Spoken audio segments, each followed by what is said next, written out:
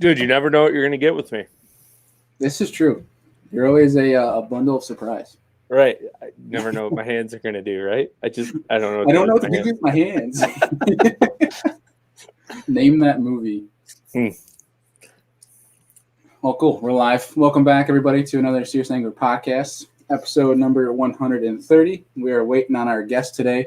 So you guys are stuck with Andy and I for a good amount, probably 5 minutes, 10 minutes, maybe like something like that. We're gonna roll with it. We got some stuff we're gonna go over. I don't know what to do with my hands.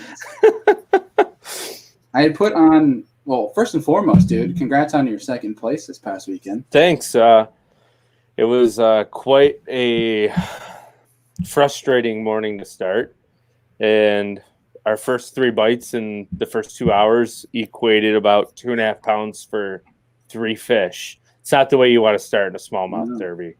No. So, well, that's not horrible, but dude, you went into it like kind of you were kind of bummed at first. I was, and the river was exactly what I thought it was going to be. It was like 4 to 5 inches of visibility. Got worse through the day, and muddy, stained water and smallmouth do not go together. So we went out and tried to find clear water, and when we found clear water, we started beating on them pretty good. Yeah, that's good. So well, you guys ended up coming second place. We ended up finishing 4th out of 22 teams, I believe, fish tournaments this year. So not bad, and we missed 2 of the derbies, and we had a awful 6th place finish on Chautauqua out of, I think, 18 boats fished that one. So we had a 6, 2 thirds, and 2 seconds. So it was a pretty good season. Was the 6th, was that with me and you?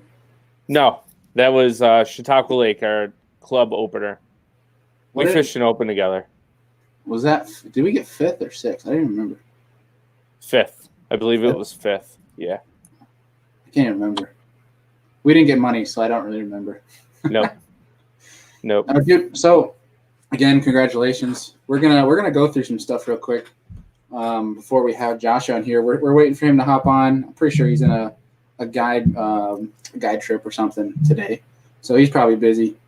Let's see. But I put something on my Instagram, the Serious Angler Instagram, talking about, we do some debates, right? We put those up every now and then. Just a couple questions for people, kind of like a fun interactive thing. And at the end of it, let's see. We have another buddy that's texting us about the podcast here. What's up, Mario? Mario's in the building. Mario, what's up? We got Mario. We got Josh. We Yeah. got a whole field of crowds here today.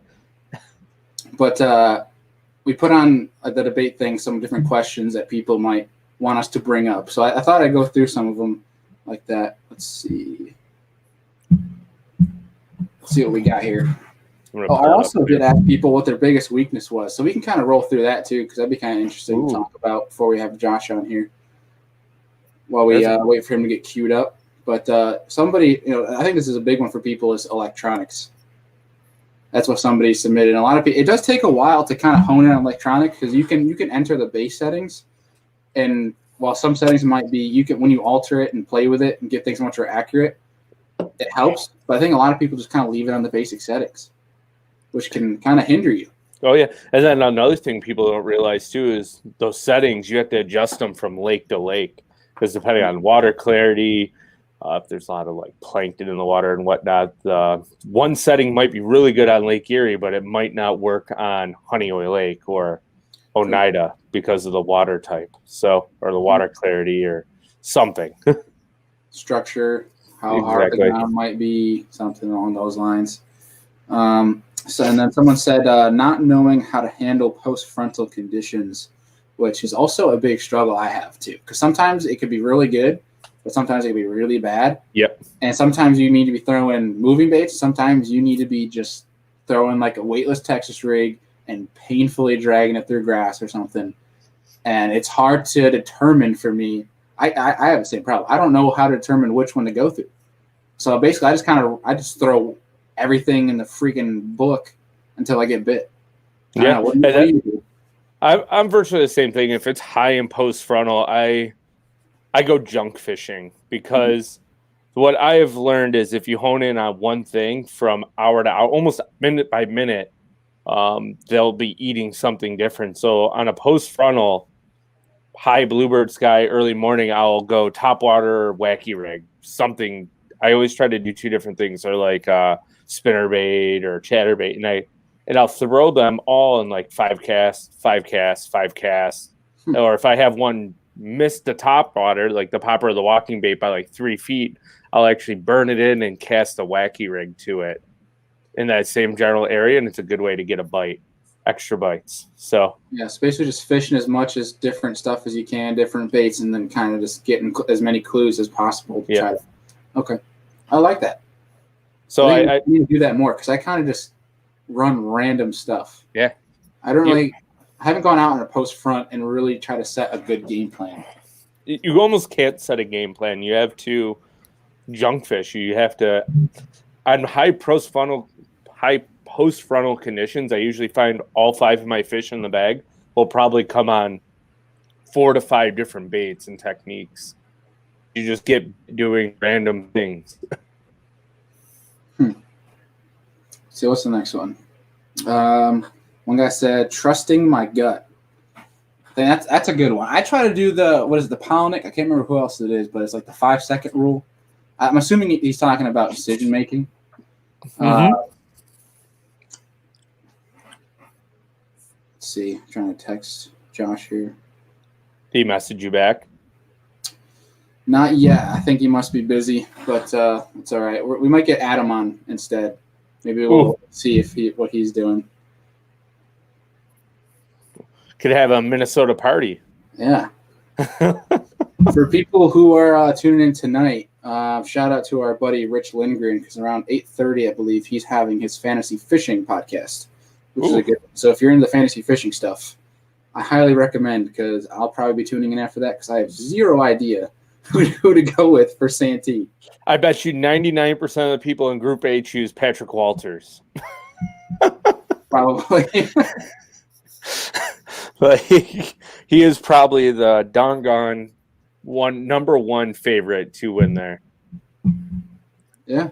If I had to choose another guy too, I would probably go Jason Williamson. I believe he is a South Carolina guy as well. And he always seems to do well in those like junky, not knowing what's going on type tournaments. It might be a G-Man tournament, dude. Could be. He's due for a good derby. Yeah, he's struggled this year, surprisingly. I think he's just got a lot of stuff going on, but hopefully we can get him on at some point and talk to him. I think he'd be great to have on to talk about his timeline, his life stories, because obviously, you know, when he's talking, a lot of people listen. So absolutely. It would be good to hear because his word carries a lot of weight. But yeah, moving on to the next one. Somebody said throwing big baits too often. I think that's interesting. I think those are just swim bait warriors. And I respect the game because you don't get a lot of bite, but when you do, majority of the time they're bigs. So I have a couple different thoughts on the big bait swim bait warriors. It's very hard to get a swim bait bite multiple days in a row. It's one of those things that you show up to the lake, the conditions are primo, and you catch one in like 10 to 15 casts in the morning, and you're like, all right, they're going to chew this today. And it's a very timing deal. You might only get 6 bites all day, and they're going to be giants, or you're 0 bites or 2 bites.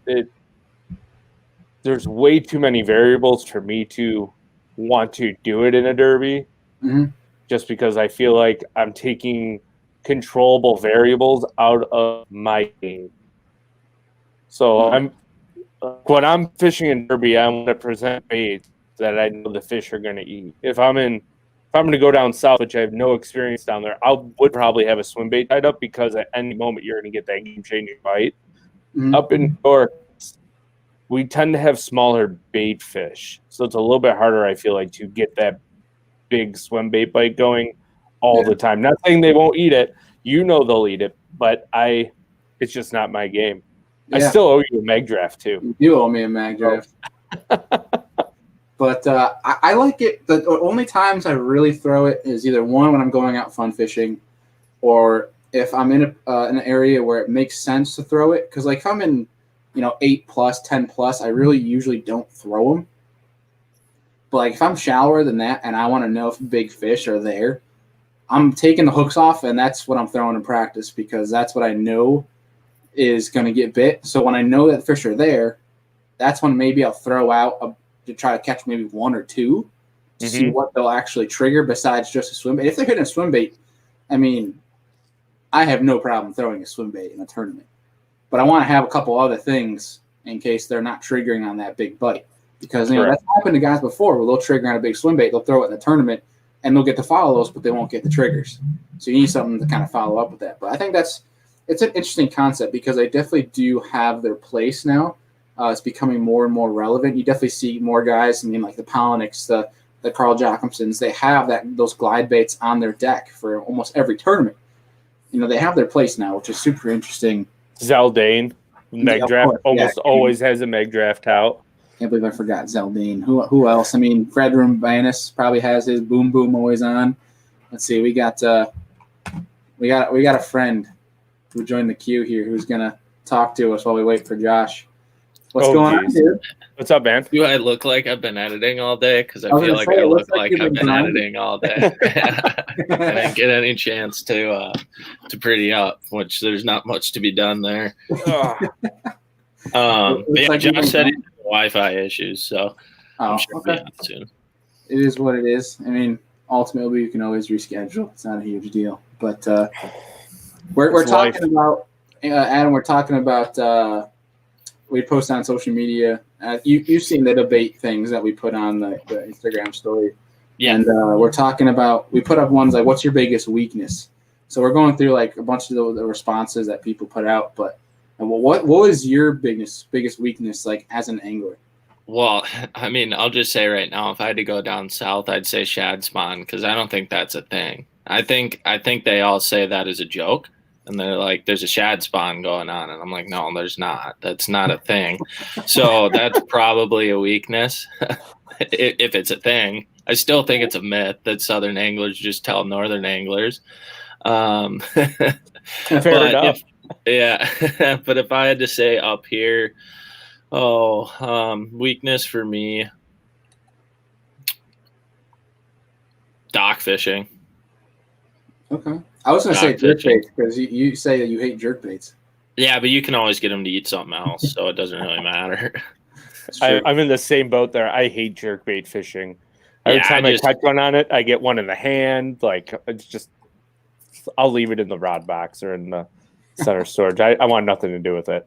Yeah, I've never gotten one in the hand. Knock on wood. It's probably going to happen to me soon, but I'll throw them and I catch a few fish on them. I can't really name the last fish I know I've caught on a jerkbait, but like this spring when guys were busting them on them up here, you can catch them on an underspin, you can catch them on a single swimmer, you can catch them on an A-rig, you can catch them on a tube, you can catch them on so many other things at that time that I'm not normally too concerned about it, because I just feel like that jerkbait time, there's just fish moving, whether it be if it's spring, they tend to be moving up. So and a lot of people around here talk about that like 50 to 60 degree water temp being there. And normally around here anyways, when it hits that water temp, there's areas of the lake that are already 60, 65 degrees. So I'll just go fish for where I know there's warmer fish. I'll just get away. I'll take myself out of that scenario. And do that. And then, on the tail end of that, when guys are like, oh, it's just the end of pre-spawn, like I'm already catching post-spawners then, or fish off beds if it's a derby. So I don't really feel like I'm ever at a huge disadvantage there, I guess. But like my partner Hayden, like if we're ever fishing a tournament, Hayden's throwing a jerkbait. I just don't throw it. I throw the kitchen sink at him. I like it. Fair enough. We got a message from Josh. He'll be on in 10 or so minutes. So we'll be getting him on in a little bit. But he's much more entertaining than I am. So because you've definitely been on the podcast the most. Yeah, unfortunately for you. Nah, dude. We like when you come on. You're always welcome. But we're gonna keep rolling through these because actually, your buddy Hayden Anderson put on here his weakness. So I'm gonna expose his weakness to the world here. Oh, can I guess it? Yeah. Oh God. Okay. Now I actually have to think. It's a hard concept. Hayden doesn't like fishing largemouth very much. He'll fish them in tournaments, so I'm guessing it has something to do with largemouth fishing. Is it not dock fishing? Because I would assume it's dock fishing. Okay. Nope. And it's not anything to do with largemouth. Well, it's smallmouth. He's still only talking about small. General. Just general. I don't know. The species was not indicated in this response. Okay. I couldn't guess. I will say Hayden is, out of a lot of people I've spent time in a boat with, Hayden's probably one of the best just pure fish catchers I've ever been with. Kid's a stick. He catches them, and he's always trying new things. And you know what? I bet I know what it is. He's too anal. About what? He's too technical. Like when he ties an FG knot, dude, that thing has to be perfect. Like when he rigs up a plastic, everything has to be perfect. Super, super, super analytical into it. And he's even told me he knows he needs to step it down a little bit because he wastes time doing it. But that would be my guess. Well, it's probably not a bad thing to do that because you're controlling the variables. If you have a perfect knot, the chances of it slipping and breaking on a big fish in a tournament is less. I mean, there's a lot of people out there that I know will be like, oh, I had this Alberto knot and it slipped. I'm like, well, you didn't tie it good enough. Yeah, you're wrenching on it too much or you're trimming it too short. Leave a tag. No, what he, I guess more of what I would say with that is he just spends too much time getting too into it, I guess. We'll be rigging rods and we know what we're going to throw.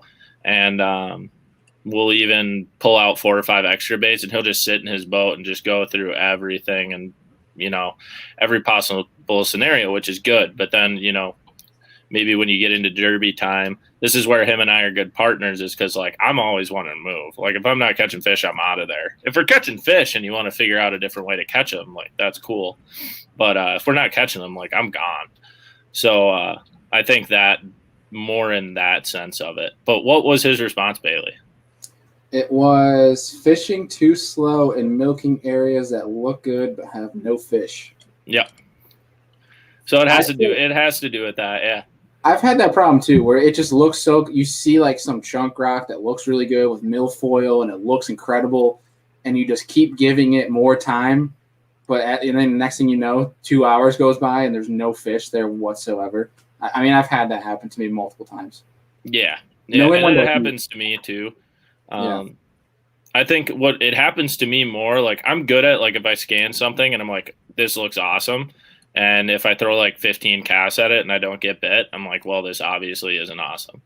And then I leave. But where I really struggle is if I pull up to something that looks awesome and I catch 1 or 2 and they're 2 pounds. And I'm like, oh, there's got to be a bigger one here. And then an hour and a half later, I'll be like, well, yeah, okay, this was a bad idea. And here I am still here thinking there should be a big one here. And there's not.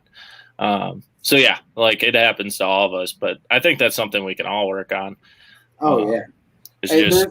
There was that video that Swindle put out there about that feeling you get, that gut feeling of, when to leave sort of deal. If you don't feel like the fish are there, then leave. It's an interesting subject too, because you find an area that looks good. So in your gut, you're like, it makes sense. Fish should be here. But then, so you don't want to leave, but you end up spending too much time there when fish aren't there. Mm-hmm. Which is, it's a big struggle. But and another person right after the next response is the same thing about talking about wasting time in dead water and not following instincts. I'm going to expose my tournament partner in 3 weeks. Mike Schnupp said, listening to doc talk. I think, I try to ignore everything anybody says unless they're within my network. Then I'd really kind of take anybody's word. I don't know about you guys. My big deal with doc talk is you can talk to 15 different guys and you'll get 15 different answers. Unless you're smallmouth fishing on Lake Erie, everyone's going to tell you they're catching them on a Ned rig, a drop shot, or a tube. So and you're catching on the same exact thing. Exactly. So I tend to, I guess I don't really ignore all of it because sometimes there's good stuff in there, like especially if it's a local area I haven't really been to much. I feel like it can be a piece to a puzzle. So like if I'm really struggling, I'll listen to it and I'll be like, all right, I got to give this a try for 2 or 3 hours and see if it's actually a deal. And then you start catching them and you're like, okay, this is a deal. But Fair. You can also figure out if it's not a deal fairly quick. So I'll listen to it a little bit, but I'm not going to like hear, you got to chuck spooks over this weed line or something like that. And it's like, you got to be doing that. Like I'll have one on my deck and I'll chuck it every once in a while. And if they eat it, I'm like, okay, this is cool. But once again, like the jerkbait thing, you can probably get them to eat something else. So, I've always said, I think I've told Bailey however many times, I always look for active fish. So for me, if I find fish that are eaten, it tends to kind of negate that whole factor. Yeah. I'm very impatient when it comes to fish not eating. I will fish for like 15 minutes. I'll see them like, this is great. They don't eat. I'm gone. Like I do not waste time. And my tournament partner this year, I think I made him mad a few times because I would like pull up into an area and it would look decent. I'd like make 10, 15 flips. I'm like, they're not here, and just run back, but come later and catch them. I was like, to me, if they're not eating when I pull up, I'm not sitting there and waiting because there's other active fish somewhere else that I can catch. So it seems to work out for me pretty well usually. Yeah, for sure. So the next answer I think is something that I think everybody across the country, unless you're from that specific region, can relate to, and that's blueback herring. Those fish I feel like are impossible to figure out if you're not from that region and you didn't grow up there. All I learned from the last FLW event and from talking to like Sobey, he'd fished blueback lakes before that, and like my buddy Connor and Felix and stuff like that, and talking to them is just like everything that looks good is probably good at a certain point in time. So you just got to run around until you catch fish, and then it's good. That's kind of what it is, because they're like, there's no reason the bait moves. It's more about burning water and watching some videos that guys have posted from there, whether it be Scott Martin, Sobey, Joel Willert, Greg Mansfield, all those guys. That's kind of what it seemed like. They just burn a ton of water and they fish a ton of different stuff. And when you pull up to something that they're on, they're there and they're pretty apparent. It just seems pretty cool that you could throw a spook over like 50 feet of water and catch them. Like that actually sounds pretty sweet. That is sick, yeah. Let's see here. Yeah, I want nothing to do with blueback herring lakes. Even though I'm used to deep, clear water, I want nothing to do with it. It just seems like a big old mind fuck, and I'm just as soon as you get like police fish and normal fish, like, yeah, I'll go beat a bank and hope I get 5 RGs. From the BP episode, they had a guy who was out there on the water for the Open. They had him on the episode to talk about, give them like an on the water look, and he basically said like it's basically guys getting 70 points on the lake that they've caught or they've gotten bit, and they're running it. They're taking maybe 10 casts, and then they're moving to the next point, running all day long. So I feel like those lakes, you're definitely burning a lot of gas. Yeah, for sure.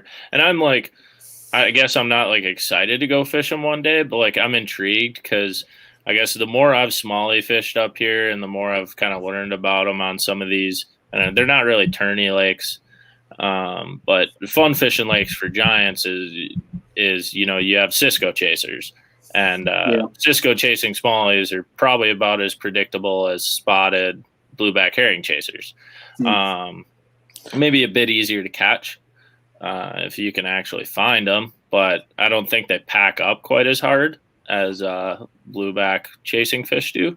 So I guess kind of that whole intrigue of not getting a bite forever, and then all of a sudden it's just mega load is intriguing to me. It's just the fact of chasing for fish that are 100% no doubt in their mind chasing bait. That's kind of what the Mississippi River was like when I was there a couple weeks ago. Like the wing dams were all right, Sand drops were all right, but mainly it was just where's the bait.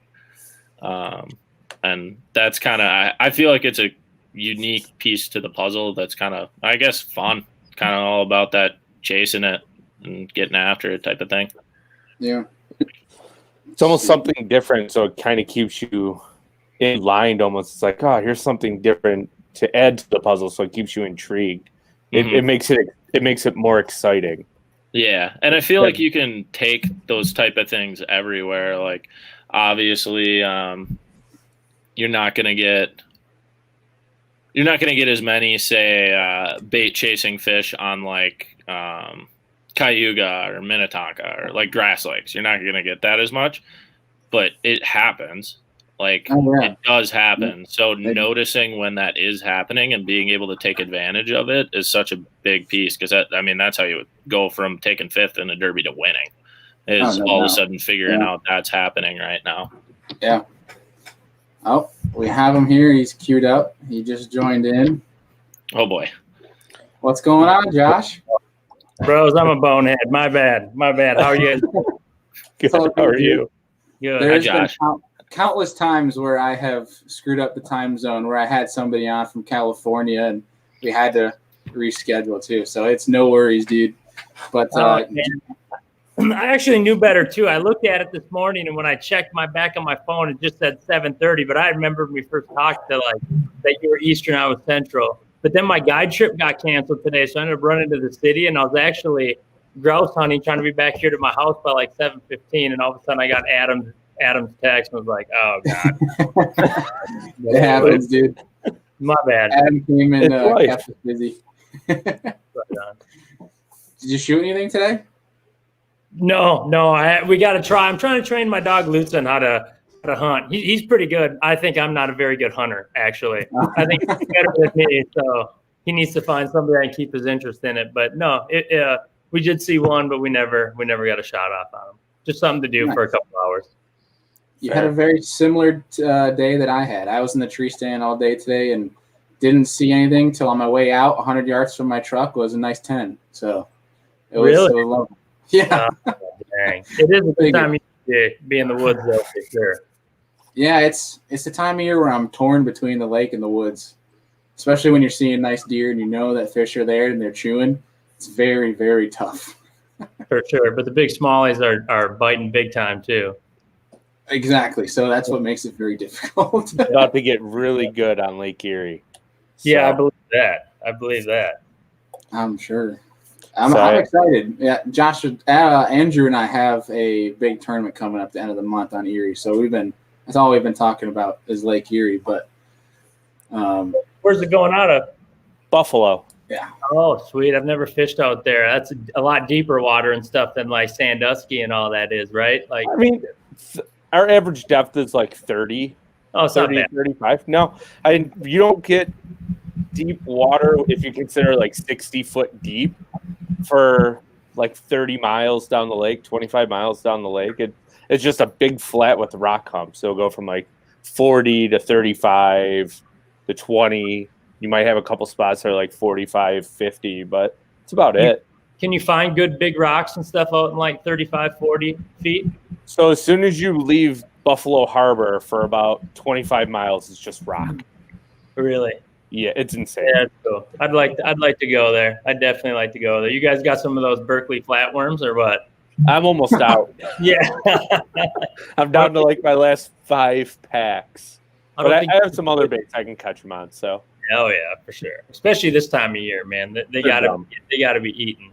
If you want to have some fun, come here in November when the water gets to be about 39 to 42 to 39. You can catch 100 to 120 fish, and it'll be slick calm, and they'll all be 4.5 to 6 pounds.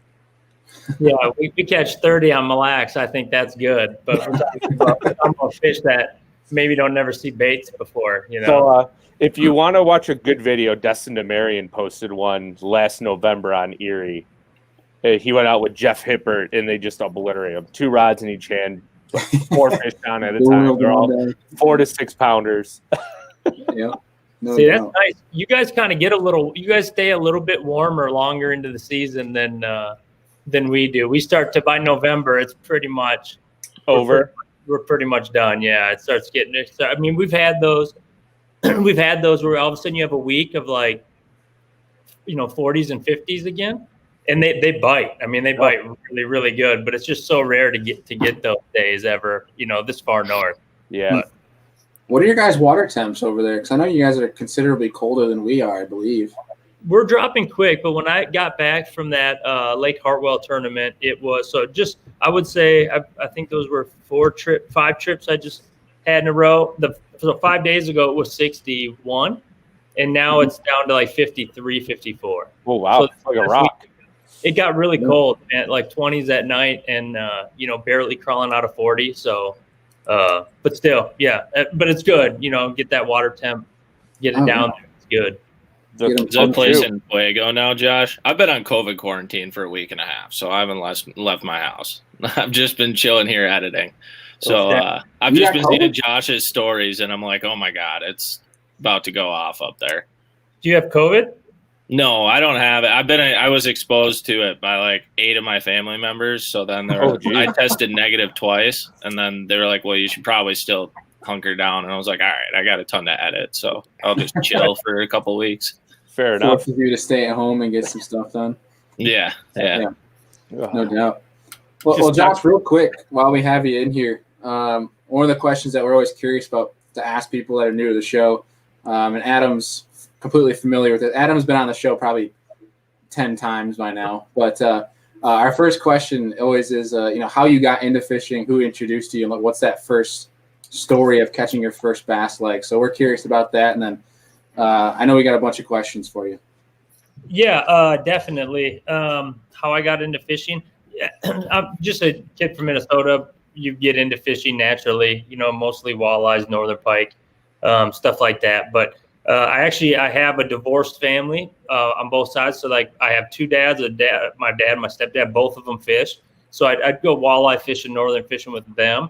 But it was actually a 2-part deal. My grandpa had a cabin over by Lake John, over by Clearwater in Annandale, Minnesota, anyway, out that way. And we would go out there, and, he was a walleye northern fisherman. But one summer, I'd spend a lot of my summers out there. And one time, his neighbor that moved in was a guy that was from Alabama, and he lived in Alabama in the wintertime, and in the summertime lived on this lake. Well, he was a bass fisherman, so he taught my grandpa to bass fish. So we kind of got into that big time there. And then my uncle, of all people, took me smallmouth fishing. Me and him would go pheasant hunting, stuff like that. And he took me out, and he was pretty he kind of wanted to fish for bass a lot. So that kind of got my interest. And once I was introduced to bass, that was it. That was the only fish I cared about after that. But, yeah, that's pretty sweet. Smallmouth tend to do that to people. Yeah, I don't know what it is. The other fish really don't do much for me. To not to go. They're fun to catch or whatever, but not to go actively pursue. But anything in the bass family for whatever just kind of really got my number for sure. They're addicting. Yeah, without a doubt. Andy's one of the only people I know that'll put largemouth in front of smallmouth. Sometimes. Yeah. Sometimes. I like largie fishing more than smallie fishing. I'll even say that sometimes. It just depends. If I've been fishing for smallies hard for a month, then I'm craving to go catch a big largemouth and go largemouth fishing in the weeds and stuff like that. And then, once it gets real hot and it's the dog days, then all of a sudden I want them small, the fall smallies. But they're all cool. Spotted bass are cool too. They're totally different, so they're fun. We were talking about bluebacks earlier, Josh. What was your experience down there like? Because I was kind of intrigued because Cisco chasing smallies, I was it kind of seems remotely similar in the fact that you can't pattern them, but I've never fished blueback lakes. So what was that like? Yeah, that was my first time that I know of. Maybe Smith Lake has bluebacks. I don't know. It doesn't necessarily always fish like that, or maybe I haven't been there when it is. But that Lake Hartwell definitely has a lot of them. It was crazy. It was I kind of went there with a backdoor idea of thinking about fishing shallow largemouth, and I just didn't find them. They don't live there. The spots are more shallow than those largemouth are. They're big, and they chase those bluebacks, and they'll just start busting in 100 feet, and that's just where they are. So you got to kind of it was really kind of cool because you almost need a whole new tackle box for different baits that you don't never fish anywhere else in the country. But when you're on a blueback lake, you need that, and not underestimating that they'll come up out of deep depths and hit baits and stuff. But if there wasn't cane piles, dude, you wouldn't catch that many bass on that lake this time of year. That's for sure. Interesting. I heard that's probably one of the hardest patterns to kind of figure out is blueback. Yeah. Especially if you're not from the region. Yeah, definitely. I know they want the deepest water in the lake. And when it's sunny, they like to get high in the water column. When it's calm, you can see them busting a lot more. I mean, that's just got to be part of your game plan. But even how you just, bites there didn't seem like a football jig and stuff was all. I mean, it did. Some people had different bites going, but they tend to look up big time a brush pile can be at 40 feet. You throw top water over the top of it as fast as you can, and they'll just come up and blast that thing. It's awesome. Yeah, it sounds like a blast. It is, man. And I'm looking forward to going back to those type of lakes and maybe spending more time at Lanier and stuff when I'm down south because it's a pelagic fish, like one that's so away from my nature. I want them to be right by that boulder or in that little rock spot or under that dock milfoil spot. So for these ones, a waypoint I don't think is really that big of a deal out there. You just got to know where those bluebacks are. So yeah. Now is that a pattern where you're not making a cast unless either visually you're seeing them or you're seeing them on Panoptics, or is that something where you might have 1 or 3 rods on deck for if you do see him, but you're running a different pattern and it's just a by chance if you see him busting, then you're going to run over there and fish him? Yeah, but I think a lot of the same baits that I was using, I was fishing cane piles. They're going to put cane piles on points. They're hard to see on your side imaging. You really have to take the time to find them. But when you find them, that at least gives those pelagic fish a stop sign, something to hang on to. And those largemouth still want cover, so they'll hang next to it, but they're still definitely looking up. So a lot of times, I mean, the second day I did catch them on a drop shot, but a lot of the times I was throwing top waters and spy baits and stuff like that over the top of those, which end up being those exact same baits that I would use for if they start schooling right next to me, trying to get something over to them to mimic, the same fish that I'm fishing them for. So that makes sense. So that sounds sick. Spotted bass, my spy bait. That sounds like you lose just too many of them. That's gut wrenching. I was gonna say, how many jerk baits and spy baits did you lose in cane piles? Actually, they come out of cane piles pretty easy. They're just a leaf, so you can like pull the leaf off, and they keep those things pretty fresh and move them around. That part of it, I think I only lost a couple of them, but a lot of times you keep it up. It's kind of like they're crappies. You know what I mean? You keep it up higher, and they come up and eat it. But so yeah, you get hung, but you could kind of always pull it right off of there and get it off. But the thing is, the whole school, I'm talking 30 of them will sit there and they'll just all follow it, and you can watch them on like live site, just completely follow your bait. And if you're lucky, one of them will just kind of nip it. So it's just how they're just kind of hitting it. So you're just getting them on the back hook. So it's just like terrifying on a spy bait. Terrifying. Yeah. Yeah. That's so interesting. Like, eat the front hook, damn it. Yeah, never. They never want to front hook. I think what's crazy to me is, so listening to the BTL episode when they had, I'm trying to remember the guy's name, but I was talking to these guys earlier about how he gave like an on the water look and like went out onto Hartwell to kind of give like an update for him.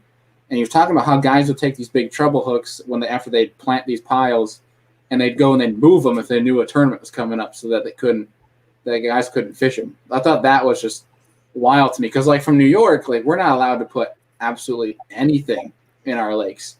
I mean, people are allowed to put weed mats on their docks so that we lose a lot of lures, but it's a wild concept to me. Yeah. In Minnesota, can you guys put anything in the water there? No. You have weed mats. I wish. Yeah, they're the worst. Yeah, they don't let us do that. No, you can't do nothing like that in Minnesota for sure. So it's kind of a foreign thing, but brush is also one of those that I'm learning. You know what I mean? Like that's fine. Everyone else can do all the hard work putting it out. I'll find it pretty quick. Once you figure out the hiding spots, man, it's pretty. And you're guaranteed fish. If you have enough of them, you're guaranteed fish. So true, very true. Interesting. No, so I have a curious question when it comes to your guiding. I know you've been guiding for a while. I mean, when did you start guiding? I started guiding. Basically, I bartended at night, and I'd kind of guide during the day. Right when I got my first boat, I was probably in my early 20s, and just kind of guided for the most part, and then kind of got into started getting into more and more tournament fishing, and just I never finished school, but I went for hospitality management, and so that's kind of always been my thing. And I was a bartender, so I always got along with people. I was trained by Marriott and stuff like that when I was 18 and 19. Like, I just kind of like the hospitality side of things, or that's what I would be doing if I wasn't fishing. I'd be in that industry. So it was a direct correlation with the guiding. I just never really let it go, just kind of built up a good clientele, and it's actually fun for me. I'll guide after I'm done being a pro. I'll still guide. It's fun. It's probably a good way to push your guide business too, when you're bartending and guys come in, if they're anglers at all. Oh yeah, no, I did. I did or something that way. Yep, I'd get up, I'd guide all day. I'd get up and guide all day, and then bartend at night. And but yeah, it's fun, man. That was kind of always my thing, and I like to see people catch them. That's seriously addicting to me. Finding them, and the more times if you I just want to get better every day, and the more I can be on the water, I'm going to get better. And if you can get paid to be on the water, then that's just kind of a win-win. Exactly. Well, here's my question for you about the guiding is, because I've always been curious about this in general. No matter, I'm sure some guys are different, but when you're taking people out, are you holding off like some areas? Like, do you have areas where you'll never take guides to, or do you kind of have like certain holes where you'll say, okay, there's always going to be fish here. They might be big, they might not be, but it's going to be good for a guide trip. And then there's some that are kind of like your secretive stuff. I'm just curious. No, I charge $750 a day. I'm going to bring them to the. You're bringing them to the juice. That's my job. That's my job. My thing is 20 pounds a day. I'm going to put you on 20 pounds. Some days we'll get lucky and we'll do 25. Other days we're going to do 20 and a half. You just never know. But the beautiful thing about Mille is it's just one of those lakes. Now, don't get me wrong. I have places that I'm not going to necessarily go if I don't need to, because the thing about Mille is there, but I have it as an option if I need it. You know what I mean? If I haven't caught, if they've gotten 20 pounds, but we haven't caught a 5-pounder yet, I might stop on a couple little bit better areas to see if they can. But we basically fish them, and a lot of times, honestly, the lake is one. It's a good spot lake, but those smallies move so much. And there's just so much out there, and their migration is such a short period that I just am always looking. Like I don't need to take them to spots. Generally, we just get on a couple, start a couple spots that have been hot lately, catch some fish, and from there we're already doing well, and we can kind of look. And that's a lot of thing about my clientele too, is people aren't just coming out to catch fish. Like, they're coming out to smash big ones, and they want to be in the elements, and they want to learn from a pro, what it is I'm looking at. And I'm known for my Lowrance electronics and stuff and using those. So it's a whole experience mixing too, we're going to catch them every time, but you will leave a better angler, and generally so will I. I'll learn something from you too, Yeah. But it's an experience, and but yeah, no, definitely we're hitting the meat, dude. We're on it, because I'm gonna cast a rod every now and then too. I want to catch one. Heck yeah! On my way. That would be my next question too. It's good to hear that a lot of people are kind of go out for that learning experience, getting on fish, for the more serious reason. But my next question for you was going to be, if you ever ran into an encounter like that where maybe a former client was on one of your holes or tried taking one of your spots that you showed them, or something. If you ever ran into a situation like that, I was always curious. I did when I was living in the city, when I was living in the Twin Cities by Lake Minnetonka. And I was a lot earlier in my career, to the point where I was taking trips. Now I am busy enough with sponsor stuff and tournaments that I can slim down my guide clientele and be picky and choosy about the ones I'm going out with and stuff like that. So I did have, when I took local trips, but now I only do out-of-state trips. That way I do my part to help, the small area of Isle and stuff like that. People got to fly in, they got to get lodging, they got to stay at the restaurants, all that kind of stuff. And I'm not taking trips away from anybody. I just use my social media. You know, there's guides on the lake before me. I'm not trying to take none of their clientele. I'm just doing the ones that I can. And bike out of state, then I don't ever have to see them again. And it's not a tournament lake. You know, that's the other thing that bodes in my favor with this lake is it's not a tournament lake. So it ain't like I'm, you know, giving up spots to people that are eventually going to come back here for a regional tournament or something like that. We don't have those kind of levels of tournaments. So by going out of state only, I kind of protect myself on seeing them again there later. But it's happening for sure. But you can't blame them if they caught 20 plus pounds off a spot. They're going to want to go back. You know, for sure. Yeah, I forgot that you were out of state. That's an interesting plan. I like that. It's cool. Chad Eddings, I don't know if you saw me pop up the comment on the screen, but he said Josh as a guide is definitely the deal. Dude says to me, "We're just going fishing today. You ready to catch him?" So you mentioned that one, which is pretty cool. Chad's awesome. Yeah, Chad's awesome, man. Andy, I know you had a question for Josh about Mille Lacs and the Great Lakes. If you wanted to go ahead. I was gonna. Would you rather catch Mille Lacs smallies or Great Lakes smallies? Because they're two different animals.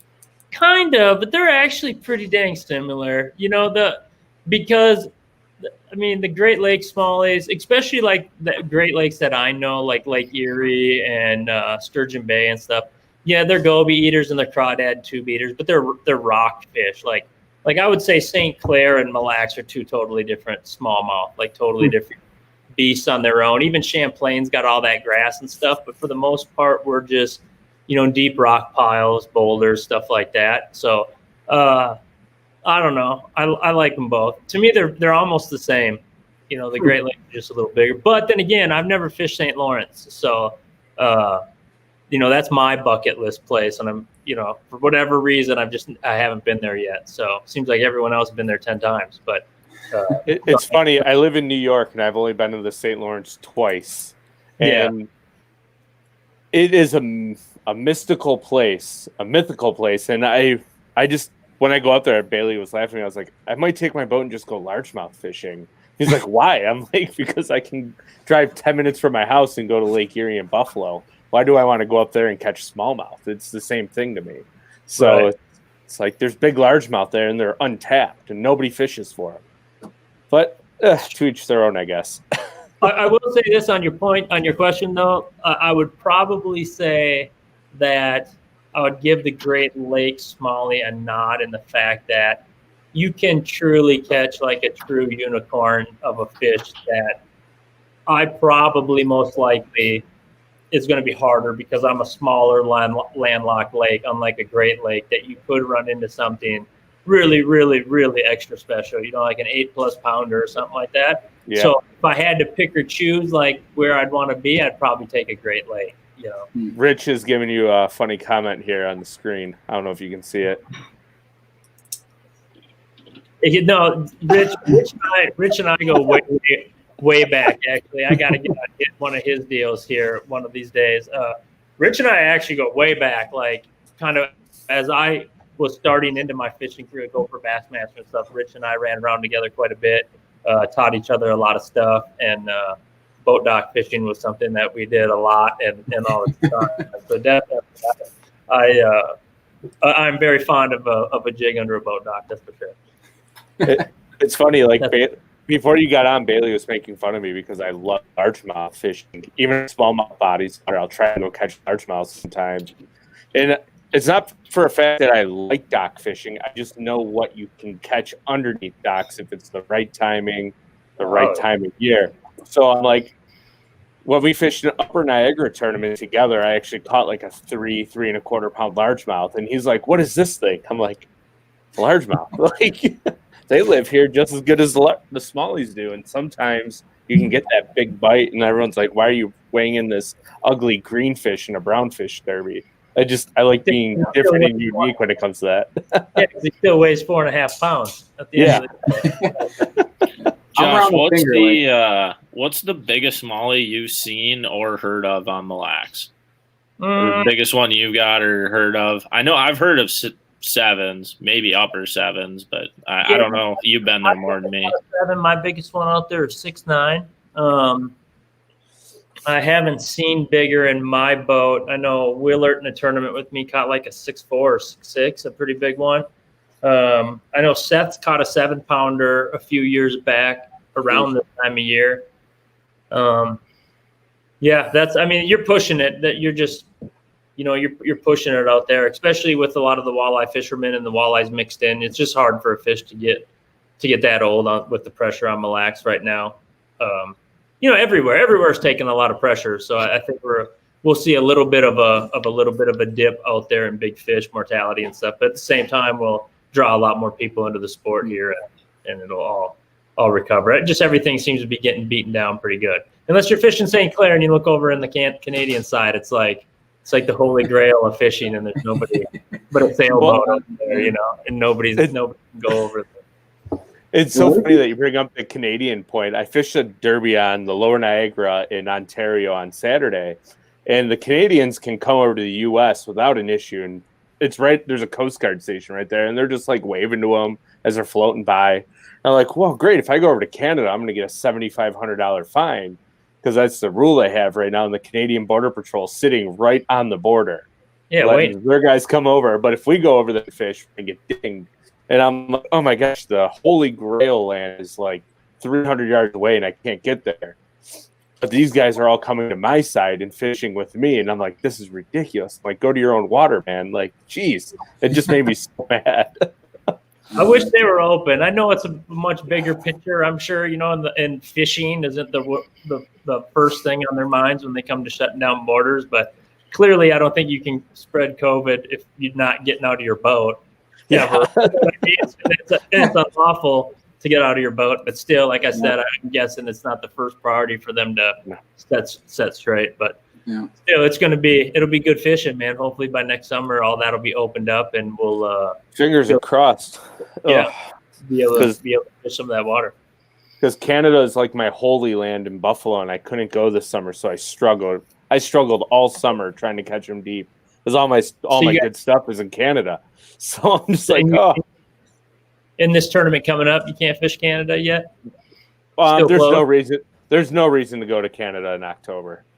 Is it still closed, or can you now? No, we can't. We cannot go across. I didn't think so. Yeah. Well, going back real quick on Andy's question about Mille Lacs versus Great Lakes smallmouth, and you said how they're kind of similar. Does that relate to how they kind of set up and how you'd kind of fish or search for the smallmouth on Mille Lacs versus Great Lakes, or are they how are they different, or are they similar in that aspect as well? Yeah, they're just they're glacial northern glacial lakes, big water, big bowls essentially. Not too much island stuff, but that stuff plays wherever you are. We don't have gobies. We do have sculpin, and I think they eat those.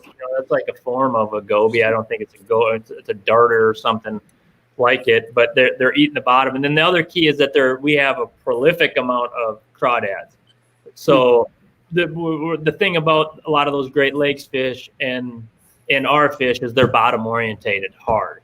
And we're talking about still glacier rock and all that, where if you get up to Champlain, Oneida, other areas, some start getting very shad orientated, where they're more looking up, and you might have a better top water bite and jerk, stuff like that later into the year. So that's my description, there between the two. They seem to be a similar fish in that you're kind of using big water current as a, not necessarily as water flowing through river style current, but just wind current seems to set fish up and move them around different areas. And it's up to you to know those juicy, rocky areas that the most biggest fish want to congregate into.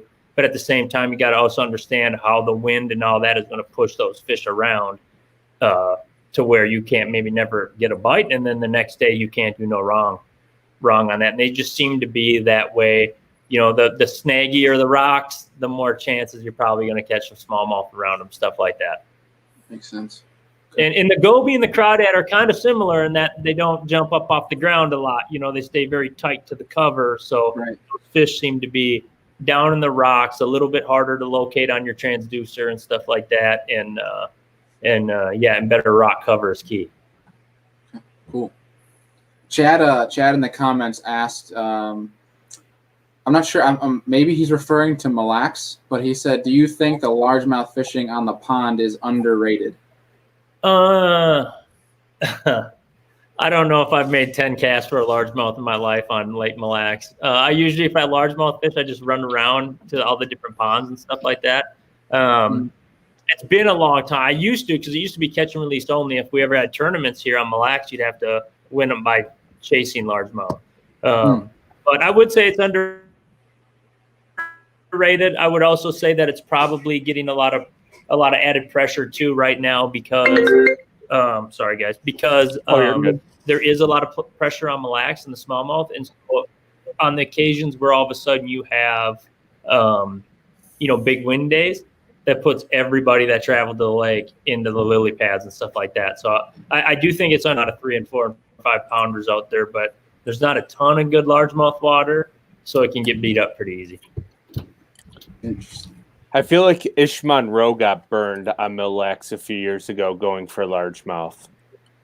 Like he caught him really good. I feel like he caught him real good day 1, and then like day 2 he just fell off. If I remember correctly, and that's on Mille Lacs. And it can be deceitful, and who knows? I remember he had a big day and then a not so good day. I was actually interested to see, because you kind of figure he's going to run around. It is a good place to throw a frog and stuff like that, so you can definitely catch some fish. But and that's just it. I think the pressure gets to it a little bit, and all of a sudden it's not as good after. And you got to figure enough guys that don't know the water are also going to pepper what lily pads and reeds and stuff are around that largemouth are going to be on. So it's going to get kind of beat up during practice. But who's to know, because it can pump out big bags, and a lot of these northern smallmouth venues have excellent largemouth fishing still, definitely. Very underrated largemouth fishing. Yeah, very much. So the original question, yeah, it does have an underrated one for sure. It just doesn't seem to hold up to the pressure for tournament fishing. Interesting. Cool. Or the smallies are just that much bigger. You know what I mean? I don't know. There's a lot, of 4 or 5 pound smallmouth on Lake Mille Lacs. So you're just kind of fishing. At the end of the day, 3 pounders are a common largemouth. That ain't doing nothing in a bass tournament on Mille Lacs. True. So how many tournaments are actually run on Mille Lacs a year? Man, I'm never here. I don't know. I try to fish as many of them that I can. I think there's more walleye tournaments, to be honest. But most Minnesota. Adam, what would you say? I mean, most Minnesota bass circuits actually try to at least put one event out there. So. Yeah, I'd say, well, if we're not counting like 20 boat clubbers, which do nothing out there because it's so big. If you're talking about 50 boat tournaments, I'd say, I don't know, 4 or 5. I feel like that'd be a good guess. So what? There were like after the AOI came, there was a big influx. Like there was 10 to 20, but now it's kind of tapered back down. But like Josh was saying earlier too, with it not being a tournament venue, you'll never see an open there. I don't know if you'll ever see a regular Elite Series event there because it can't hold. I don't think it can hold 100 boats. Like we've had State out there, and it's just crowded. So I think the actual fishery itself can take 100 boats for sure. I mean, Oneida's like a third of, maybe 2/3. I don't know. Oneida's only like 18 miles long, Bailey. You fished there way more than I have. People call it big, but it's really not that big. No, it's long. And that you're right. It's like almost 20 miles that way, but it's only a couple across it. Yeah. So and Mille Lacs is like 18 by whatever. But there's a lot of dead water on Lake Mille Lacs for sure. The biggest thing for sure we can't do is because there ain't no like boat ramps and stuff big enough to be able to have venues like that. It just restricts you. And I think that's a lot of our issue in like Western New York too, is like we have some big lakes in Central New York, Western New York, and all of New York in general, but a lot of the boat ramps can't handle it. Even Plattsburgh in Champlain, I know, can really only handle like 100 boats. So once you start getting more than that, it's real tough. You're like parking up the street, I've heard. So I don't get out. I don't get out east very much because it's like 7 hours, 8 hours from me. But yeah, makes sense. It's hard for me to get out there for a day tournament. Yeah, right. Well, speaking of getting out east, I mean, the upcoming schedule for you for the FLW tour is It seems predominantly Eastern. I think the most Western tournament you'll have is Michigan. Which one are we talking about? The FLW schedule for next year? Yeah. 2020 schedule. Yeah, it's that's usually the case. We're out east a lot. Florida's always good with me. I tend to do well in Florida.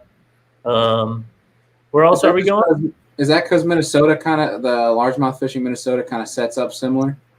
Yeah. And I've always that's my favorite kind of largemouth fishing, grass fishing and stuff like that, and potential for big ones.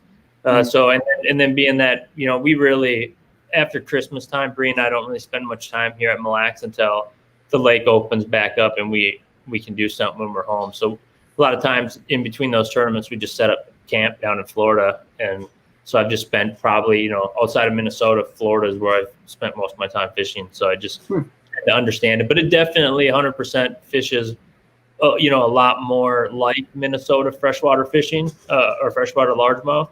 But their bass are a little more temperamental. You know what I mean? Like they don't like weather changes as much as ours can take. But yeah, there's a definite correlation there for sure.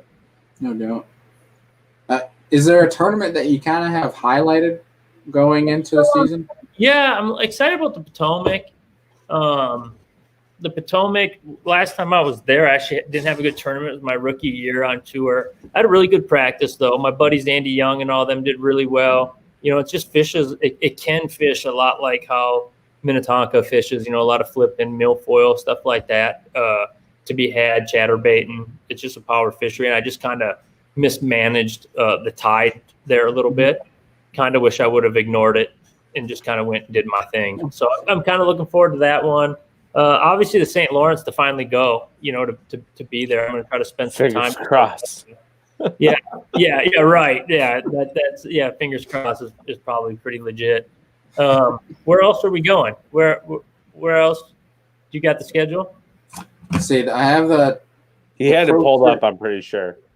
Yeah, the Pro Circuit schedule? Yeah. Okay. I don't see the Potomac on here.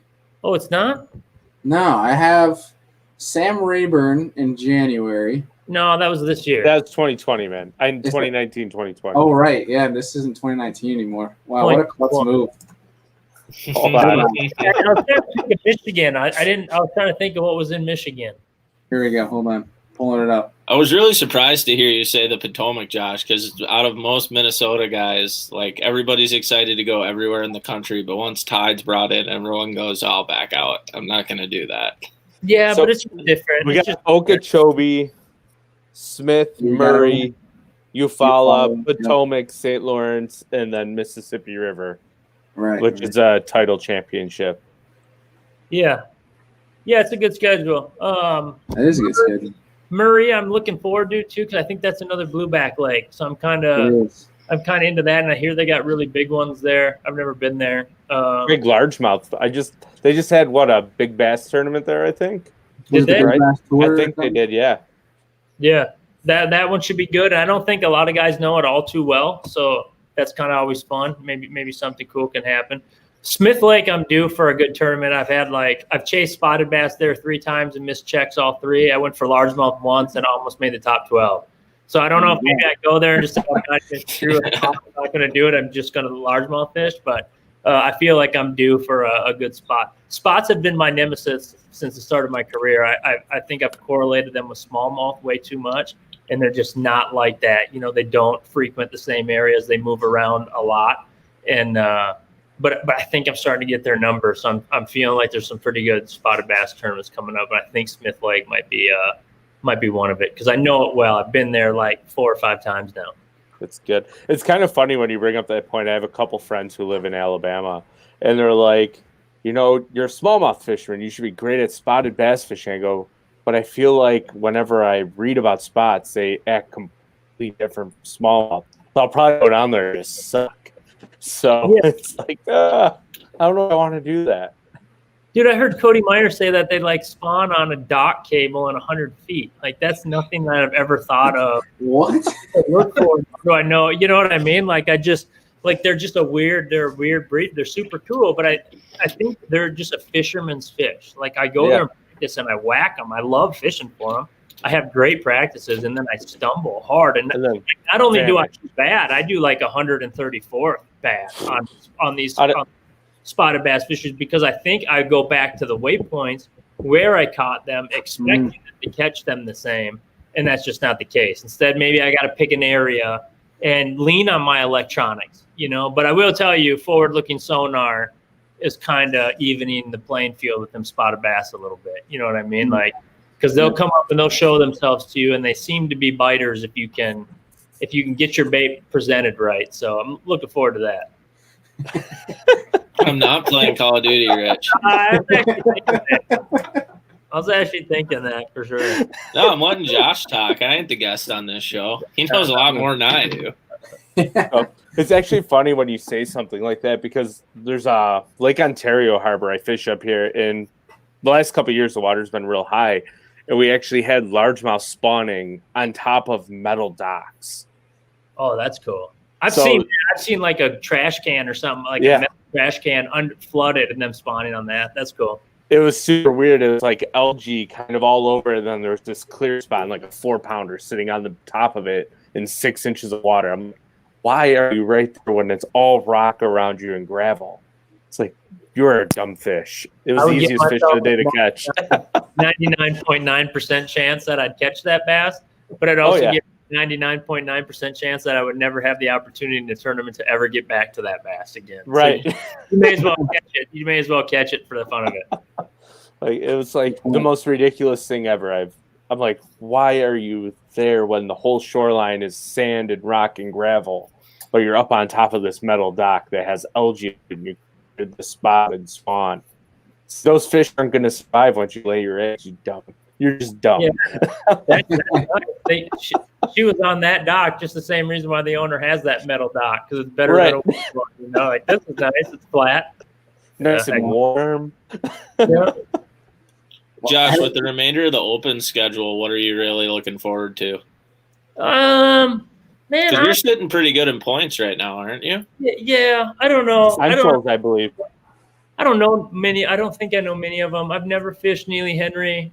Cherokee should be interesting. They got smallmouth, and we can fish for them. So it's going to be a lot of boats on a small fishery. It's going to be pretty grimy, honestly, the rest of the year looking out. Louisville's kind of cool because that's where I had my very first open. I think that what might have been, I'm just throwing a number out there, 2013, I think, was the very first open I fished, and it was on Lake Louisville. So kind of be cool to wrap up the Central Opens there. That's in Texas. I feel like that's a really tough lake from everything I've heard. Yeah, it is tough. It is tough. In the tournament that I fished, I remember saying, man, the opens are so easy after that one, because I caught a bass each day, like one a 14-inch bumper and the other one like a 1.14 ounces, something like that. And I finished 69th out of like 150 boats.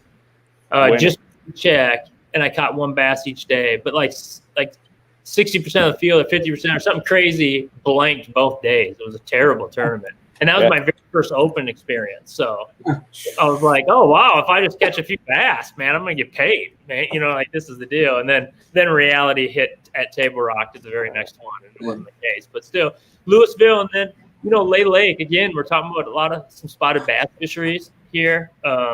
Not necessarily my deal, but looking forward to going and getting them, Lay Lake, that's a Coosa River lake, right? I do believe in Alabama. So is Neely Henry. I believe Neely Henry's towards the top of the Coosa, and Lay is down towards the bottom of it. But big largemouth at them both. So maybe it's something I can look at.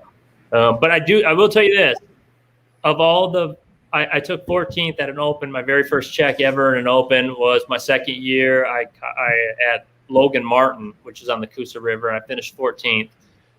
So I seem to like those Coosa River spots a little bit. They're, kind of current orientated, a little bit of my Mississippi River background, what I do know of Mississippi might play in.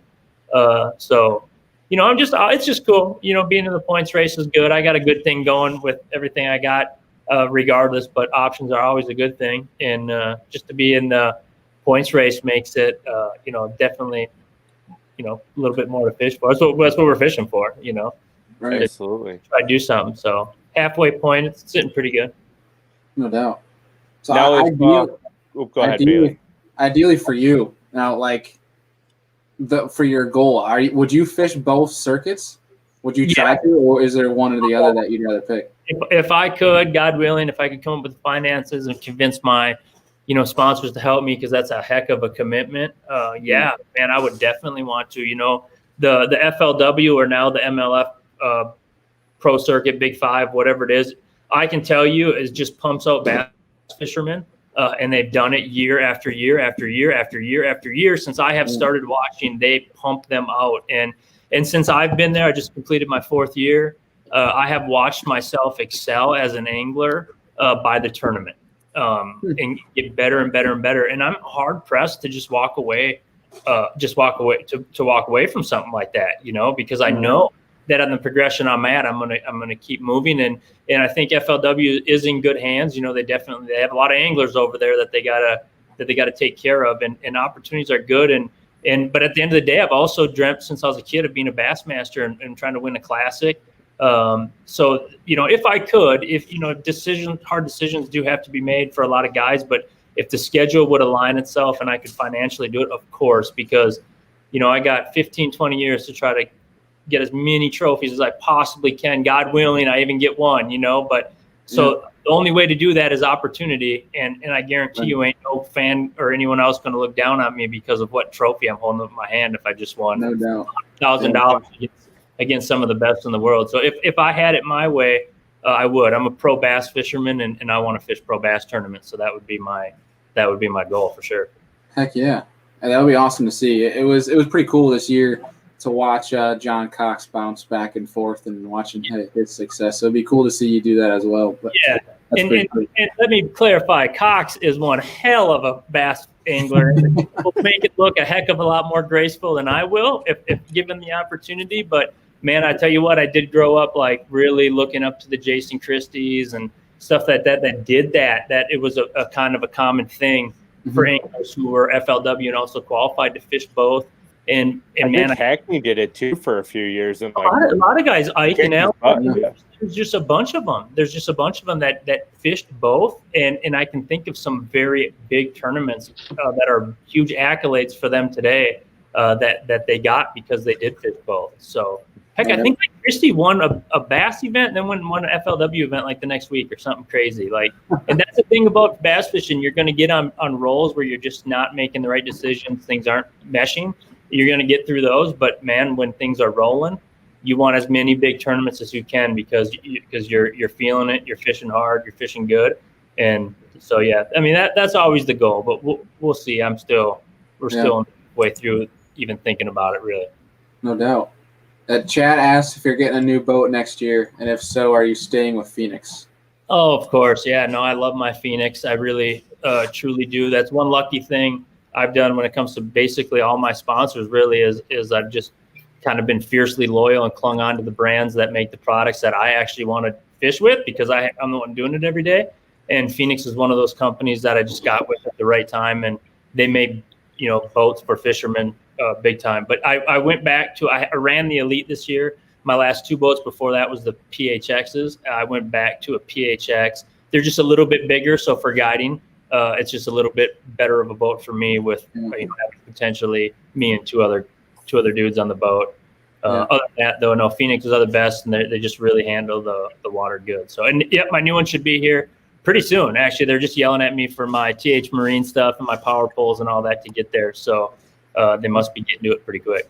How weird is it getting your new boat showing up and you're halfway through a season right now? Yeah, if all works out really well, I think mine's already sold. So, to a buddy, so it might work out real well that after these 2 tournaments, I come home and just kind of swap boats. And since the season's taking us into December, I don't think Bree and I will have much of a off season. I think we will get an off season. I just think we'll be, doing it down in Florida and something down there where we can, I'm lucky to have her doing my videos and photos and all that. So the more and more I can stay on the water and she's there, my dog, it's fun. And at the same time, we get some work done and keep the sponsors happy, keep the content coming. Yeah. I think it's also an added bonus for running a Phoenix for the FLW because you get an extra $35K if you win. Yeah, that's what I'm saying.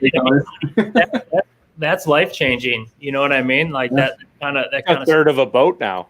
Yeah, people live off $35K a year. I mean, that's what I'm saying. That's a big bonus. I was talking to Justin Lucas about that a little bit, and I said, dang, dude, I get it. You want $100,000? He was like $135,000. It's like, He's like, take that. That's it, man. That ain't chump change. We ain't talking about like $1,000 bonus thing. This is $35,000. So pretty exciting actually. And that's what I'm saying. There's some good things going on there if you just step back and look at it from the angling perspective. There's a lot of opportunities for anglers out there right now to really make a name for themselves, and there's a lot of different ways to do it. That's for sure. Yeah. If there's one thing out of COVID, it's that boat sales are way up, it seems like. Yeah. So hopefully those contingency packages continue. Yeah, no kidding. They almost need to do it, right? Campers are sold out, ATVs, four-wheelers, all that stuff, campsites. It's crazy, but we got lucky. Hopefully, good thing we're an outdoor sport that we're basically a bunch of nomads anyway, right? Like we're not passing too many germs. We're just kind of out there bass fishing every day. So Kyle Schmidt here has a good question for you, Josh, if you can see the screen. Speaking of sponsors, how did it feel switching from Evinrude? Do you miss it? Well, I the feeling of switching, I didn't switch. I was with Evinrude and then got told that I'm not no more because Evinrude's not a company anymore. It's really like comparing apples to oranges, right? I was kind of excited because I've never gotten to get into a 4-stroke engine before. I've heard so many good things about 4-strokes. So I was excited to see what I had been missing in a 2-stroke. But there were still things like Evinrude, I was pretty passionate about the engines. I was really impressed with the G2 and what it did. But at the same time, now I'm seeing stuff in a 4-stroke that I've definitely been missing out on.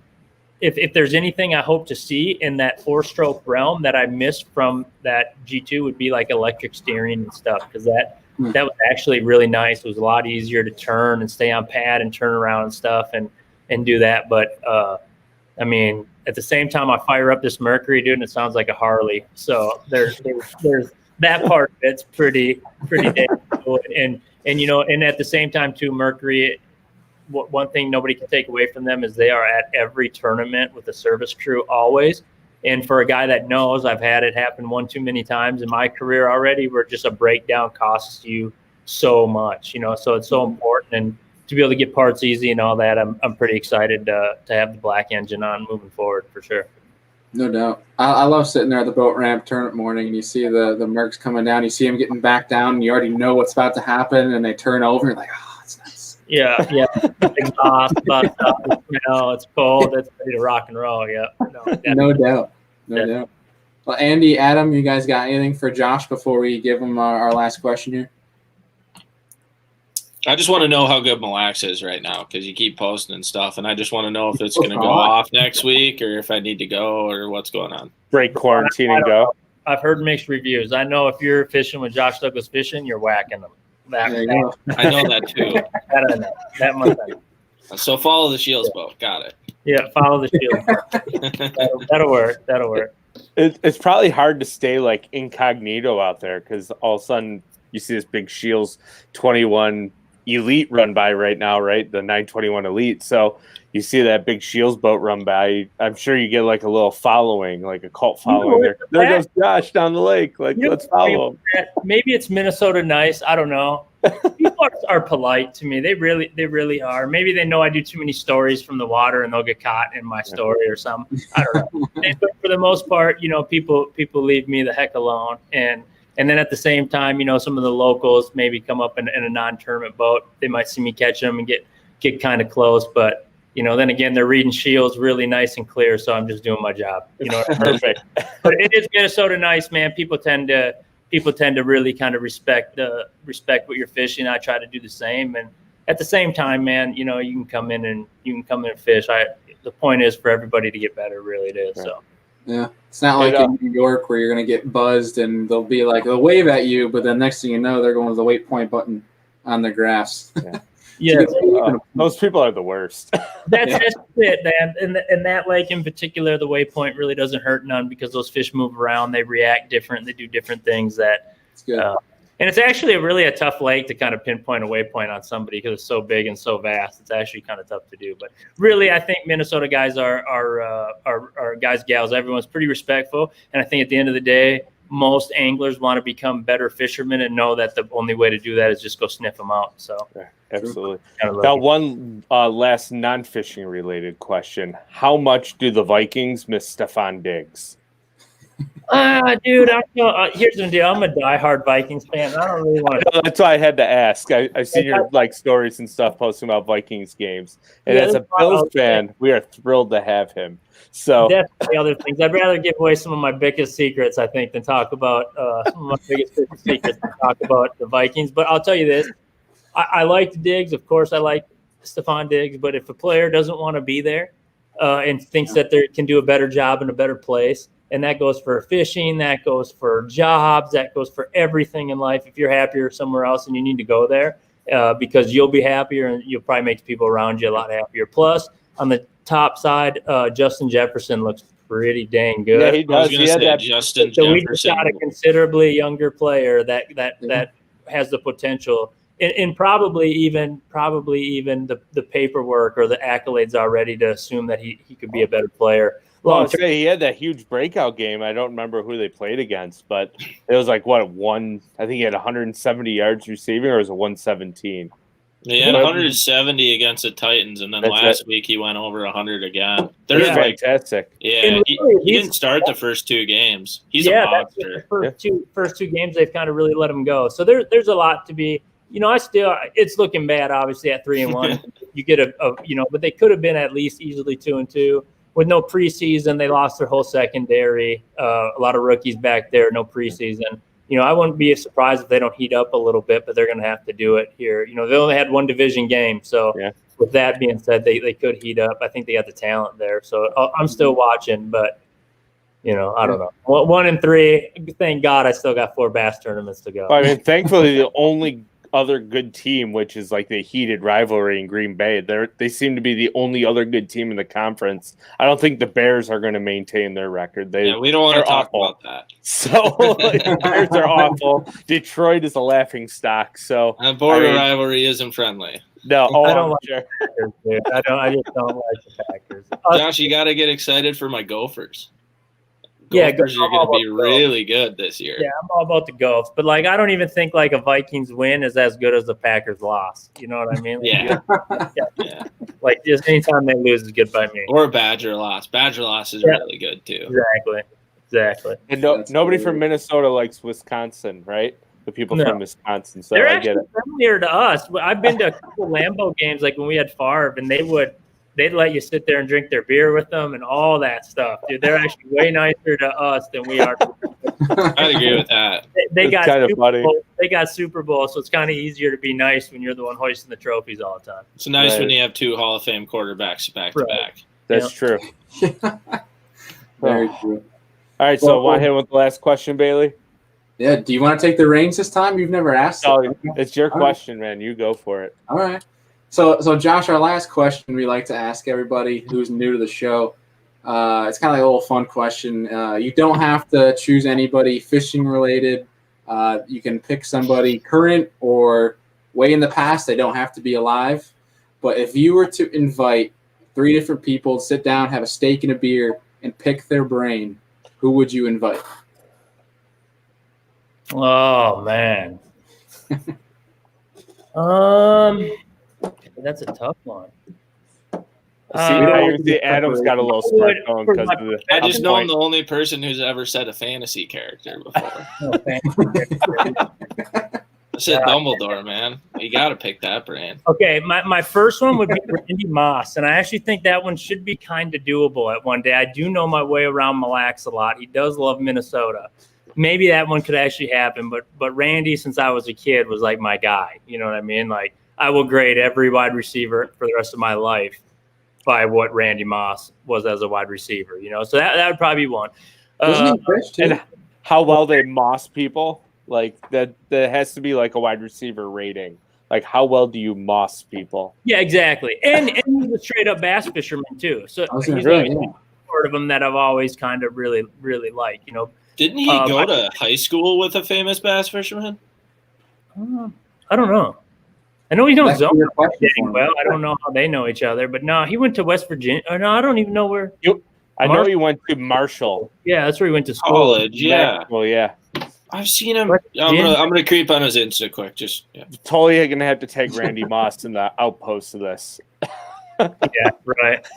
Dude, then I'd probably, honestly, and this one's going to sound even more cliche, but Tiger Woods, because that dude dominated mentally like I've never seen an athlete ever be able to do, like to a point where you are looking at the best in the world as if they're on the JV team, like not even on your level. You know, and he carried that momentum for so long that I'm a firm believer, you know, you can grow, just like I can learn how to cast better and make better decisions on the water. I can also mentally get better every tournament, you know what I mean? And that's so much of it is mental and how you prepare and then how you execute on the water. So to be able to be in the boat with him and pick his brain, and again, another bass fisherman. I know the dude, you know, lives in Florida and likes bass fishing and all that. And the last one would be my uncle. My uncle actually was the one that got me into bass fishing the most when we said, especially smallmouth. He would have probably, I really, truly feel like, been traveling with me a lot, but he actually passed away of brain cancer in his 40s,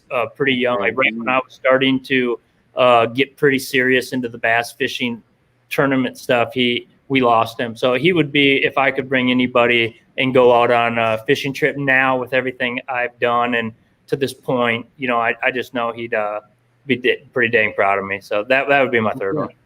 That's awesome. Yeah, I like the mentality ones. Like, I know people have brought up like a Kobe Bryant just because of the mental aspect of things, how they kind of approach their game and their craft. Yep. Yeah.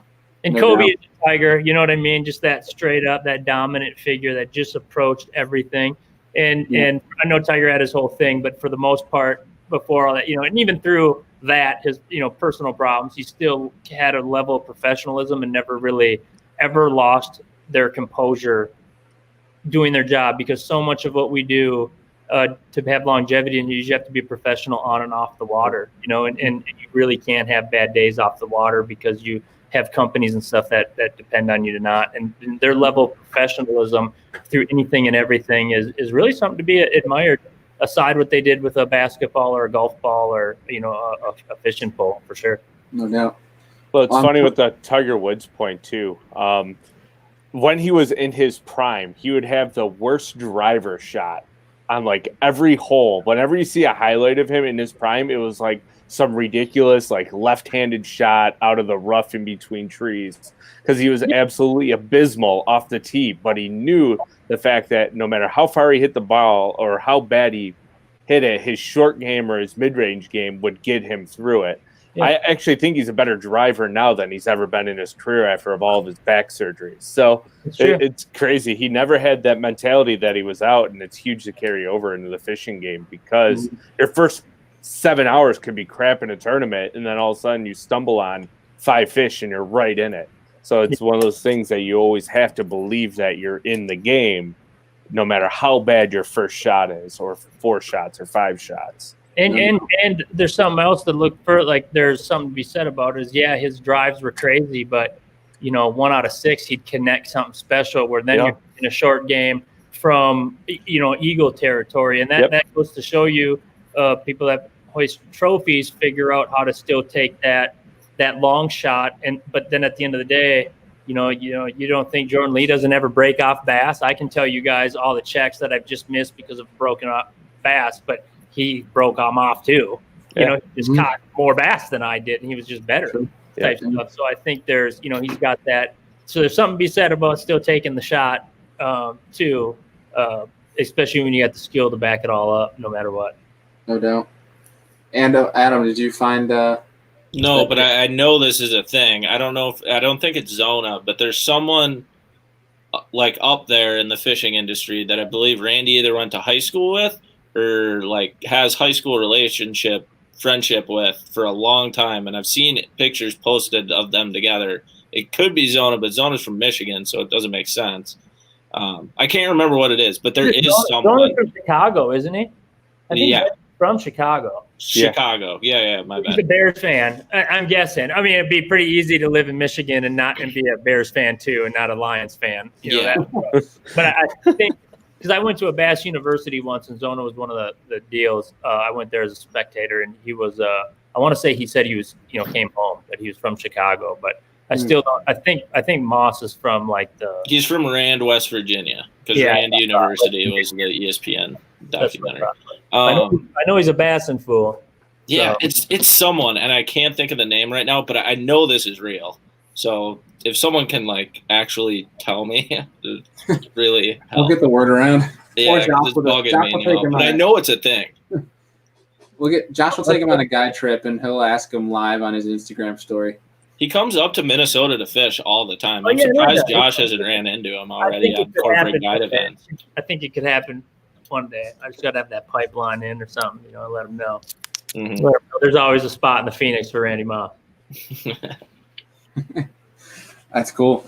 Well, Josh, we hope to see Randy Moss on your boat. That'll be pretty cool. But we want to say thank you for tuning in. We appreciate it. And Adam, thank you for coming in as well. Spur of the moment, but we appreciate it for your, 5th, 6th time on the show? Just trying to be a placeholder for Josh. Thanks, but I'm so sorry. I've never done that before. I'm usually pretty tactful on that crap. I have been fishing straight sun up to sundown every day, and I just dropped the ball. But no worries. You're good. We're very laid back here, so right on. Good. And I'll make it up, man. Anytime if you guys ever want to have me back on, man, you just tell me when. I'll be there. Heck yeah. Always welcome, dude. We appreciate you coming on, and we appreciate the knowledge. We'll talk to you soon. Thanks, guys. Appreciate it. You guys. Good night. Take care, guys. Dude, that was a blast. You have a question, by the way, from Kyle Schmidt. He asked you when you're taking him to get some steelhead. Kyle, you have my phone number. You can ask me whenever you want to go, and I will let you know if it's good or not. You only live 7 hours away or something ridiculous, so just text me. That's too funny. Well, dude, that was pretty awesome. That was pretty sweet. We weren't sure at first if Josh was going to be able to come on tonight. He's a busy dude, but he made it work, and he hopped on for a while. We got a lot of valuable information from that. Yeah, it was good. And then having Adam fill in and be a little placeholder there, that was legit too. Adam's always he's a lock. He's always down to help people out. But we have some good episodes coming up. Wednesday, Scott Dobson. So we just talked about Mille Lacs. We had Paquette on a while ago to talk about St. Clair, but we're going to talk more St. Clair and Detroit River with Scott Dobson. That's going to air Wednesday. So that's a pretty cool one. And then I think Friday, we're going to have Matt Robertson. Friday, that'll be a really good one. So we'll have him on Friday, I believe. And next Monday, we'll see what we have for next Monday on live. But there's some pretty cool questions. We never finished the questions from earlier, but we can run through them real fast. We got a few minutes. Yeah. Let's see if we can find some. No rabbit holes today, too. I'm pretty impressed. Right? Yeah. So for anybody who's watching right now, I got to give a shout out because he tuned in tonight. Hella Bass, Rich Lindgren, he's running a live show over on his YouTube channel about fantasy fishing. So if you guys are into that, I highly recommend running over there. We're going to run through some questions real quick, and then we're going to hop off here tonight. I got to get up. Well, I got to go to bed soon because I'm getting in the tree stand tomorrow pretty early. But either way, I got some cool stuff. Well, we have some cool stuff that we want to talk about here. But Rich put a question out there and said, "Can Bailey really be a male name?" I think that was just a shot at me. Fair. And because I've had that name, no. It's not a man's name. Bailey Boltrees, who we just had on, was the first Bailey who's had their name spelled like mine that I've met. Let's see. This would have been a great question to ask Josh tonight. Somebody asked, what's the best bait to use in the fall on a highly pressured lake like Lake Hartwell? Ooh. There you go. Top water spy bait. I don't know. It's funny. When I think of Lake Hartwell, all I think of this time of year would be throwing like a big chrome spitting and walking type topwater bait. I just feel like I could throw that for 8 hours a day. Even if I never got bit, I just feel like that'd be so much fun. That would be very fun. Let's see. All right, there's one question Zach Hall asked, and I'm going to alter it because it's Zach Hall. Yeah. It's date, marry, kill. So I'm sure you know perfect. what I'm talking about there. Yep. He said would be fun, but he didn't give an actual content to it. So let's take the 3 species, right? Smallmouth, largemouth, spotted, date, marry, kill, go. I would like to date. I'd probably like to date. I would like to date largemouth because I love them, but they're not my go-to. I would marry smallies, and I would kill spots because I've never had to fish for them. That's my statement. Yeah. And it doesn't seem. Oh, he's listening right now. He didn't, I know you didn't say date. I'm changing your words. You must have used the F word. You did. So, yeah, I mean, definitely largemouth for that. And smallies definitely are married because I'm so close to them. And I understand pretty much their seasonal movements. So I already feel like I'm married to them. And then kill spots because I have no relationship. So, yeah. Fart. Zach with the No fart doubt. comment. Nice. Yes. Good stuff. I was expecting something from Zach and Forrest, so I keep the comments up just so I can see them. And Yep. Forrest never chimed in, and it takes Zach till 9 o'clock. Like, you're letting us down, buddy. Horrible. You're supposed to be our MVPs of the show. Yeah. Letting And us down. no Forrest, Zach at 9 o'clock. You guys are losing your touch here. But it's going to be cool. Zach and I actually have that tournament down at Chickamauga in November. We're planning on That's doing right. a live podcast from down on Chickamauga at the Airbnb that we got. Pretty nice place. So sorry, you just woke up. Dude, it's 9 p.m. I don't know what schedule you're on. But yeah, but we're going to have a live podcast down there on Lake Chickamauga. So that'd be cool. During practice, we'll hop on here, do some podcasts, have some people on. We'll probably see if we can get like we'll see who's competing in it. And if there's some people in the kayak scene that are willing to come on, we'll just invite them over to the house and have a live podcast, and we'll get you on. And that should be a fun one. But I don't have anything else for tonight, dude, other than a big thank you to our sponsors. Thank you for support. Yeah, we didn't plug them in at the beginning, the shameless sponsor plug. So Right. Thank you, Douglas. Thank you, Douglas, Queen. Morgan Marine, Hobie, Queen Tackle, Angler, which is weird. I was thinking about this in the tree stand today. I'm going to run this by you. I'm going to run it by live because we still have people watching. And if you're listening, tell me if I'm just crazy. I mean, I know I'm crazy, but if you think this could be interesting. So the angler button, right? If you click the button, it pops up. I'm going to take the location aspect of the angler button, throw it out the window. Okay? If you take this and say you're a tournament director, if you click that button as an angler, it pops up with a species, a photo, or video. I believe it does video, and then a weight. It would be very interesting for these tournaments that are preseason, like say here in New York before season starts, where you have like an angler MLF. tournament. There's like the MLF style, but you still weigh your best 5. Because so what you do is you weigh them, you take a video, and then obviously then you submit that. You submit your biggest 5 of these tournament directors. But you're still obviously weighing them and putting them back in the water. You're not putting them in your live well. It would be very interesting to see if you could do a tournament like that so there's like a tournament director hub with that angler button, and therefore they can just have an automated service from their phone where they see that anglers are racking in fish, so that at the end of the tournament you don't have to you have to tell the tournament director what you have. What is your weight? You tell them what your winning weight is. So the top, say, 3 or 5 winning weights then have to text their 5 submissions. I feel like this would be a much easier process where the tournament director could then just file through your videos and you'd have an automatic winner. You wouldn't have to wait till 8 or 9 p.m. that night to figure out who won. I don't know. I thought it would be kind of interesting. But then again, the location, I think, is the biggest downside because anglers don't want to go out, click the button, and be like myself. I don't want to expose my waypoints to people who might be able to see that or not. I don't know 100% how that thing works. But say like a tournament director, you don't want to be as an angler. You don't want your tournament director to see where you're catching those fish, especially if he's kind of like maybe competing or not competing in it, and then come over and steal your spots. You know what I mean? I just thought that was kind of an interesting avenue.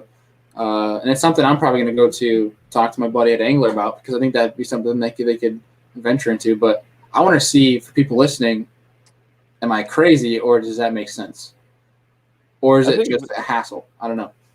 I think it's a good idea. I mean, for those situational based, they should have it set up like almost like an HTML coding to the programming that they could set it up to where it just dings the lake that you're on, but it doesn't ding the actual waypoint. So there could be like a setting for the derby. It's like it was caught at Lake X at 9:06 a.m. and this is the weight of the fish, or if it's a kayak derby, this is the inches of the fish, right? So you have to input it as you press the button, it inputs on your phone, and they can go up, take a picture of your scale as you're holding it, and then input it in.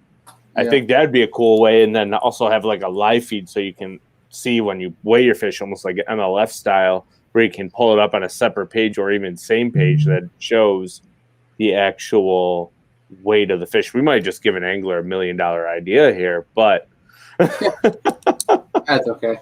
Yeah. Kayak wise, I don't know if you'd use it because there's Tourney X. Tourney X is the staple. Right, but for a standard bass tournament, bass boat, right, I feel like that's perfect because you can kind of do something in essence of that where you can enter maybe a tournament hub where you need to be given the code or certain code or whatever to enter that tournament, and therefore you submit those fish. I don't know. Even better idea. Anglers should come up with a scale that has the angler button on it in a tournament that when you weigh the fish, you hit the angler button and it records on that lake in the weight and uploads into the app. Has like a location hub to it. That would be interesting. The only thing is you have to take a video of that scale with the fish still, just to prove that you're not cheating. But if it's with the true, because you don't want people shoving weights down their face and stuff. But you hit button. You hit the button and like say maybe there's like a camera or something off of the button that records down onto the scale. Or if it's like you hit the button, then you have to pull the phone out, and if you don't record it, you're automatically disqualified. So there could be like that provision. And there they have to scale weigh every fish. That'd be interesting.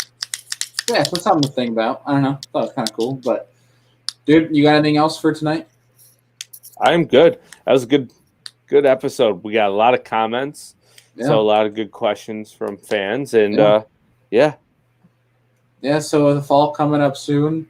I know one thing I'm going to be throwing a lot. I don't know about you. Is throwing a football jig. So, I'm just going to throw it out there. You use code SeriousAngler20 at Queen Tackle. Get yourself some tungsten football jigs. They just came out with some finesse football heads, too. Yeah, they're called like the peanut head, but it's finesse football heads. Go get you guys some. SeriousAngler20. Save yourself 20% off. Check out some Douglas rods. Thank you guys again for watching and listening. See you guys next time.